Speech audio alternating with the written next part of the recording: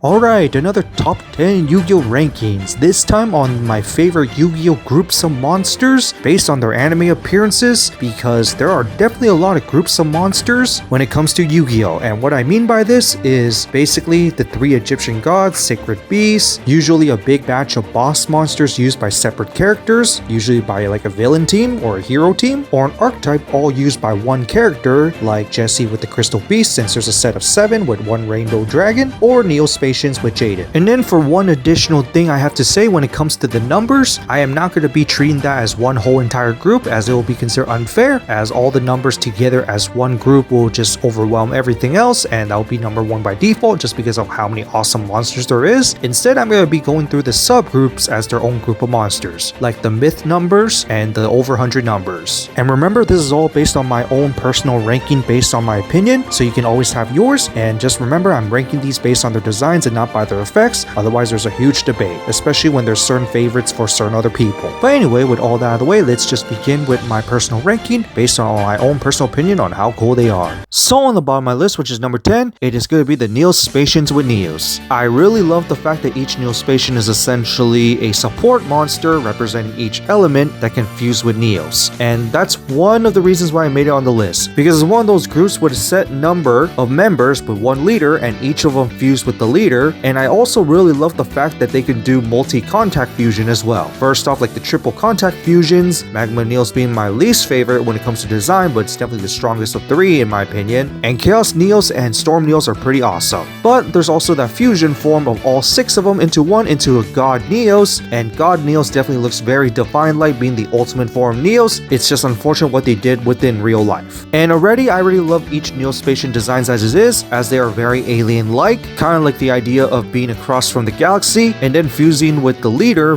with the core on his chest being Neos. It just makes it even look more cooler. And the fact that it has an ultimate form fusing with all 6 is one of those rare feats that we've seen from a protagonist. But not only that, there's also technically evolutions for each Neospatian, even though they have not officially even made those cards. In fact, only 2 of them actually showed up in the anime being their next evolutions, which is kind of rare to see when it comes to evolution of smaller monsters as well. Although in this case, I'm glad that they actually got rid of them because it makes no sense and it kind of sucks. But considering the ambitions on how they want to treat the archetype and the way they actually treat it in the anime with all the cool stuff, it has to be here on my number 10. And now to my number 9, which I do feel kind of bad to put this low, but it is unfortunate the Dragons of Light and Time being the 2 Galaxy Eyes along with number 46 Draculon. The Numeron Dragon numbers that I really love the lore of in the Yu-Gi-Oh! Anime. 1 representing Astral, 1 representing Dawn Thousand essentially, and I really love this lore. 1, I'm a sucker for dragons, 2, Numeron Dragon reasons. Number 46 basically the bridge between the 2, and kind of represents the astral body of Numeron Dragon, and Numeron Dragon itself is pretty awesome. Probably the most powerful monster ever in lore-wise, since essentially it is the creator of the universe. And its celestial body-like definitely makes it feel like it's a Buddhist type dragon, especially with the long dragon theme, making it kind of like a Chinese dragon. And even then, separating the forms into the 2 Galaxy Eyes with the Draculon number 46, they're all pretty awesome themselves as well. 46 itself has no evolved forms technically, but it is already pretty awesome. Basically a light themed celestial Chinese dragon, and I just love it. But Galaxy Eyes Tachyon Dragon, being a dragon with Tachyon Time, just looks pretty awesome. Even its sealed form looks pretty awesome, and evolving it into the inverse colors, making it look more like an Order Dragon into Neo Galaxy Eyes Tachyon Dragon looks pretty awesome with 3 heads, and definitely looks like a Master of Time. And then there's also Galaxy Eyes Photon Dragon, which the base form is essentially a depowered form, while its true form being the Galaxy Eyes Prime Photon Dragon, with the name Prime making it more like a true form representing Astral. And it definitely looks like a dragon that can fight against god-themed monsters. But then we also have another evolved form when it comes to Galaxy Eyes being the Neo Galaxy Eyes Photon Dragon, where it absorbs anger and chaos from the Barian side, hence why it's more red theme, and also with 3 heads, and I just definitely love this design as well. Overall, I really love the lore when it comes to Galaxy Eyes with the Numeron Dragon, hence why it's here at number 9. Unfortunately, not as cool as the other monsters on the list, so that's why it's right here. But I really love the idea of 2 dragons, essentially 3, being fragments of a creator of the universe. And into my number 8. the over 100 numbers, or specifically Don Zalzin's curse numbers, and each of them are pretty awesome on its own. Especially when they were first introduced, there was only supposed to be 100 numbers, but going over 100, representing Don Zalzin's side, is just pretty awesome. And speaking of Don Zalzin, we also got number 1000 on top of it. But being the main ace monsters of the main antagonist team of Zexal, at least from the second arc, with each of them representing their character, which is one of the reasons why I like these monsters, and also pretty unique since there's actually 7 of them representing each emperor. But not only that, they all have evolved forms into chaos numbers with the power of chaos, which is definitely pretty awesome. And I definitely love the idea when they evolve into the chaos number, they actually become the opposite color scheme than their main one. But not only that, we also got a fusion of the chaos numbers into Chaos Barrion of Hope, and that one is pretty awesome, making it look like a guardian of the Chaos Barrion world. I also love the fact that it's a rank 7 representing the 7 emperors, and how important this card is despite not being really evil. And let's not also forget about number 1000, which is an imaginary number, being a chaos side of the Numeron code, and that thing just looks like an angel of destruction and chaos, which is one reason to love the monster. But then when we evolve it into Numeronius Numeronia, now that looks like a gateway from hell, especially the first monsters in the anime to have absurd attacks. The base form was already absurd enough, but going to a monstrosity that you must attack or you lose, which attacking into it will still make you lose, is just insane. So a set of 7 chosen by the power of an evil god, having the power to combine into a godlike guardian, and even the god itself even has a godlike monster. That is also one of the rare rank 13s as well. And into my number 7, it is going to be technically one whole archetype, but it is a set of 10, being the Temporal Machine Gods, the final antagonist archetype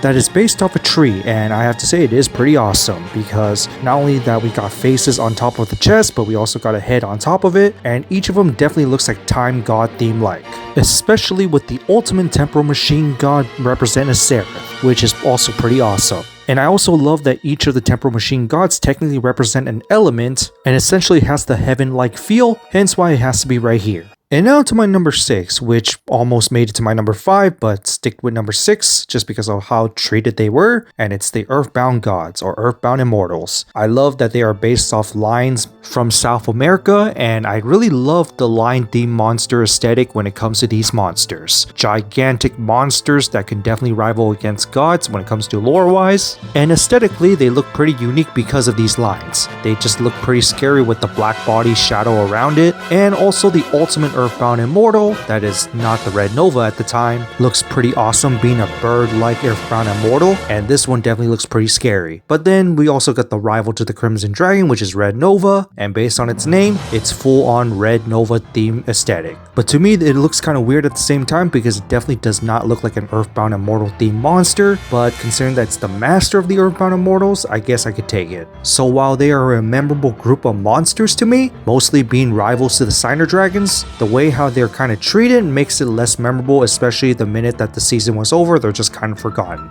And now to my halfway point to number 5. It is the Legendary Dragons, which also include the Legendary Knights, and I really love the lore with the Legendary Dragons. Depending on which continuity you watch it in, human knights that got turned into dragons in an effort to weaken them, but I really love that they're basically a MacGuffin that turns into other things, like fusing with the Chosen Ones into more power, Tamias fusing with more monsters, and usually turning them into dragon knights, Critias fusing with the power of traps and then becoming a more powerful themed dragon when it comes to Critias, and then there's also Hermos that fuses with monsters to become weapons. And personally, I like Critias the most when it comes to design, especially when it comes to the color scheme, but overall I do like these 3 dragons as it is, but then their true forms as the Legendary Knights, while I still prefer Critias based on design, I definitely love the trio of knights. Definitely look like dragon themed warriors that can definitely rival against gods. And what's even cooler, and it's probably the first trio based monster to fuse into one, we got the Tamias the Knight of Destiny, which definitely looks like a legendary ultimate warrior to slay against an ultimate god. Especially with the golden armor and how big it turned into, it definitely looks like a destined chosen warrior with god theme armor and a protector of order. So overall an awesome trio of monsters, but not as memorable as the next ones on the list. And now to my number 4, which normally these 3 in my opinion are cooler than the Egyptian gods, but it's going to be the Sacred Beasts, because they're basically rip-offs of the Egyptian gods based on their color scheme, but more with the fiendish-like designs. which I do actually like, except for the part where they're essentially the ripoff of Egyptian gods.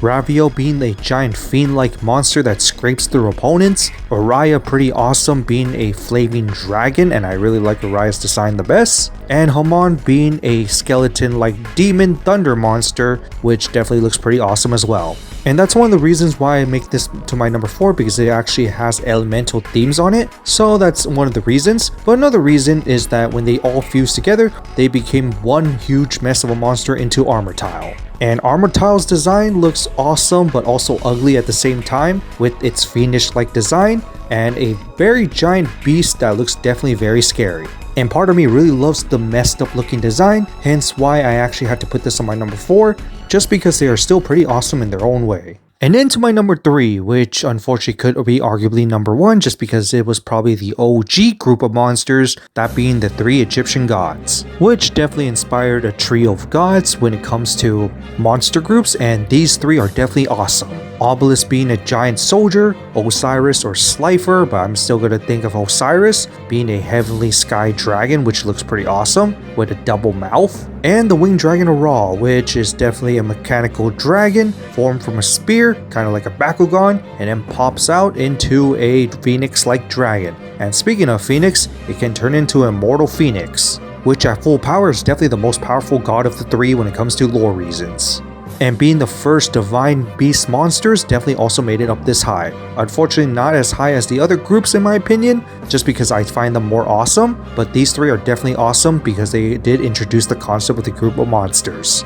And also when they fused together, we got the Creator of Light, which definitely looks like the most powerful monster in the game, being a goddess-like monster of creation. But because of the other monster groups being much more cooler, I decided to put this on my number 3 despite this being in the introduction end with also the Divine Beasts. And now the group that nearly made it to my number 1, but unfortunately ended up to number 2, it's the Signer Dragons. While I really love each dragon's design individually, including Power Tool Dragon and Blackwing Dragon by the way they're treated is actually what made it down here on number 2. One, I am a sucker for dragons, and it could have been my number 1. It was for the one factor where each of them do not have evolved forms in the anime. Only 2 out of the 6 actually have evolved forms, technically 3 out of the 6. And that's the most unfortunate part about the Signer Dragons. Basically 5 or 6 dragon chosen by a god to fight against evil gods, and I really love that. It's just too bad, like I said, the evolved forms are only for 2, technically 3 dragons out of the 6. At least when it comes to anime reasons. But let's also not forget about the ultimate form of the Signer Dragons when they all fused into one, into Shooting Quasar Dragon. Basically, all the Signer Dragons fusing with Stardust Dragon into its ultimate form. And I just love this monster overall, just because I'm a sucker for dragons and I just love its majestic ultimate design. And this one I can forgive since it's a fusion form of the 6 Signer Dragons into one, unlike the other part where each of them don't even have their own individual evolved forms. But each dragons is still pretty much chosen by God. Now what also makes this part of my number 2 is also because of the Crimson Dragon. I really love the Crimson Dragon and I was a sucker for it from day one. Basically a dragon with crimson-like energy and technically doesn't even have a physical body, which I found this awesome. But this is also one of the coolest monster groups that has been used by all main characters, which is why I also found this awesome, which is why I made it to my number 2, especially when each of them actually represent the character well. And now before we go to my number 1, time for some honorable mentions. So first off, the Nordic gods. 3 trio of gods based on Norse mythology, Odin being the father, and the 2 kids being Thor and Loki. And I also love that there's a whole entire archetype dedicated to them.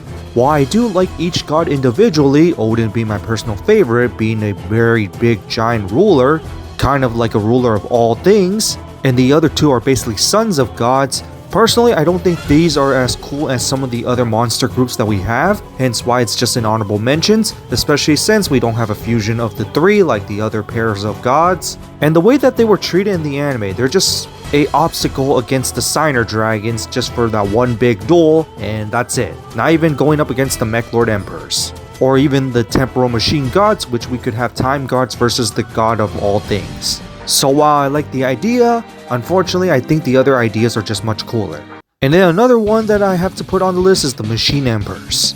While I love the idea of Synchro Killers, and how the anime made them function by basically having Mech Lord parts fusing into one, and also has the ability to upgrade their parts, Unfortunately, they don't feel very threatening as an antagonist, and I think the ones on the list are just much cooler. While Wiseau is my favorite of the 3 in their designs, Grunell is definitely probably the strongest one out of the 3. And I also kind of love their futuristic design with the absorption of the chest. But then when we fuse all 3 together to become Infinite Cubic, now that looks pretty awesome, especially since it can rival against gods. Being a giant ultimate machine emperor that can fight off against gods, and it definitely looks like something that a god would actually have to struggle against.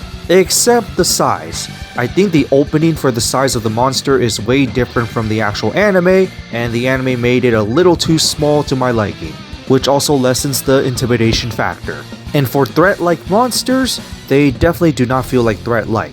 And then there's also the Crystal Beast, which is basically 7 Crystal Beasts with 1 God Dragon, and the 1 God Celestial Dragon can rival against gods, which is pretty awesome. It's just too bad that's all they really do is that they act as a gem that fused in together to become 1 big dragon. But I do love that each of the gem beasts represents a certain type of gem, and there's also dark versions as well, corrupted by Yubel, which definitely looks like evil celestial beings, especially on the Rainbow Dark Dragon. But unfortunately, while I really love this archetype and this series of monsters of a set of 7, they're just not as cool as the one on the list in my opinion. So on the number 1 on my list, it is definitely going to be dragon related, being the Dimension Dragons. Because to me, these are the most interesting of the monster groups in my opinion, and more interesting than gods. Essentially, they are a part of a god, representing each heavenly direction, hence why they're actually kind of called the Heavenly Dragons. And in a way, they are inherently evil and good at the same time. Each individual dragon itself is already pretty awesome, although Odd Eyes being my least favorite just because it's a more ground dragon and it does look a little awkward in my opinion, which it just kind of has wings. I just really love each dragon in their own individual design and how each of the dragon represents a summoning method in Yu-Gi-Oh! Especially their names kind of indicate it as well, which is another awesome thing. And another awesome thing is that they can combine together to become 1. While in the anime, all of them only fuse with Odd Eyes, each fusion with Odd Eyes is just definitely awesome, especially since it's a more purified version like a light theme. At least when it comes to Venom Dragon, while the more light themed dragons, aka Clear Wing and Dark Rebellion, turns into a more devastating Anger Dragon. In fact, there's a more anger form called Raging Dragon which looks like Odd Eyes. And each of them are pretty awesome on their own. But then we can go even further when they all become 1 into the Supreme King Dragon Zark, where Zark himself fused with the dragons to become an interdimensional being representing the center. And this dragon just looks absurdly godlike to the point where it looks like the strongest thing you're ever gonna fight. Especially infused with the more demonic energy side of Zark, this dragon is definitely something you want to run away from. And probably in my opinion, stronger than even the 3 Egyptian gods. At least when it comes to design and lore wise. And what's even cooler is that each of the Dimension Dragon has their own infused energy with Zark forms, being the Supreme King Servant Dragon variations with the corrupted Zark energy in it, which all look pretty awesome on their own. But all of them also have evolved forms, so when it comes to each individual dragon, although Odd Eyes has even more. Too bad it's not based on his own summoning method, that's the only thing I don't like about the Odd Eyes one. But each one is pretty awesome when it comes to Odd Eyes, and then the rest evolving in their own summoning methods are also pretty awesome as well. I just wish that they were summoned a little more than once. But at least all of them actually got to evolve, especially fusion form, and then we got the ultimate interdimensional form, and we also got what if scenarios like the Arc-Ray Dragon, which is why the Dimension Dragons are personally my favorite monster group of all time when it comes to Yu-Gi-Oh! And so that's it for these rankings of my favorite monster groups that showed up in the anime. What do you guys think of it? What do you personally like? And what others would you consider? And I mean those with a set number of monsters in anime wise, because otherwise it doesn't make any sense, as it won't be considered as a monster group and it will be considered a series instead. Overall, a lot of cool ideas over the years. Some of them could have made it in the list, probably like the Code Talkers with the Firewall Dragon, or even technically Cyber's Dragons. But they aren't really treated as anything special, hence why I didn't really put them on the list. There's even the Ignister boss monsters with 2300 attack, which I would have actually put it on the list, since when it comes to Eye, it represents each of the fallen Ignis along with himself. And they all can fuse into one, kind of like Barry and Hope. But I did just find the over 100 numbers more appealing, and this one not as appealing. And there's definitely other groups like the 7 Roads, because there's 7 of them. So yeah, a lot of cool ideas over the years. But these are my personal favorites. And personally, I do kind of wish that they continue with the Yu-Gi-Oh! Anime, and I don't mean the lore anime, but oh well. Other than that, that's it for this, and see you next time.